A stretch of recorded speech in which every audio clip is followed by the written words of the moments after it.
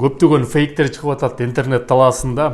Кыргыз мигранттарды Орусиянын аскерлик кызматына чакырат экен, чакырып атыптыр деген бир нече фейктер жүрөт. Мунун баары мекендештер фейк.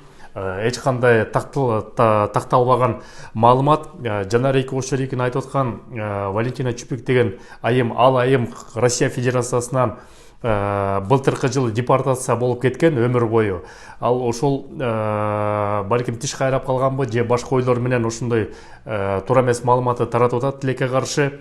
Эч кандай кыргыз жарандарын, мигранттарды жана Россиянын жараны болсо дагы, эгерде контрагы жок болсо, аларды аскерлик кызматка чакырып андан ары эч жака жөнөтпөйт. Ошон үчүн мындай паникага, провокацияга алдырбай, туура маалыматты алганга аракет кылыңыздар. Андан тышкары мындан 2 күн мурун Россиянын президенти Путин жарлык чыгарды.